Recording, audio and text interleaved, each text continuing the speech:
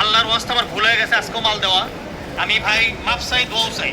আমার ব্যবসা আপনারা শেষ করে দিয়েছেন ভাই। এটা কেবলমাত্র 3 কার্টুন খুলছে, ওটা খুলতেছে না, জানি ওগুলোর মধ্যে কি অবস্থা আমি জানি না ভাই। মানে পাগল প্রায় অবস্থা করে ফেলছেন ভাই। দেখেন প্রত্যেকটা মালামালগুলো আপনাকে একটু দেখান। বৃষ্টিতে ভিজে আমাদের মালামালগুলো কীভাবে নষ্ট হয় দেখেন।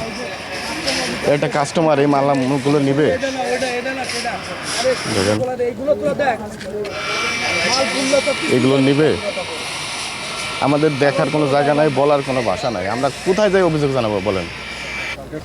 এইগুলো ফাঁকা জায়গায় মাঠের রানওয়েতে পড়ে থাকে, আমাদের কোনো স্থাপনা নাই। আমরা এই মালামালগুলো যখন ফ্লাইট থেকে নামার পরে আগে তো একটা রাখার জায়গা ছিল, ওটা পুড়ে যাওয়ার পরে আর আমাদের কোনো ব্যবস্থা করা নাই। সব মশার বিরুদ্ধে সুরক্ষা দিতে এলো বসুন্ধরা এক্সট্রিম অ্যারোসল, মশার বিরুদ্ধে এক্সট্রিম সুরক্ষা।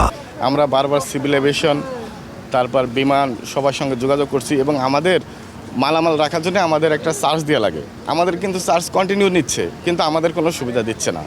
তাহলে আমাদের যদি সুবিধা না দেয় তাহলে আমাদের এই মালামালগুলো তারা করবে কেন, আমাদের কাছে চার্জ নেবে কেন?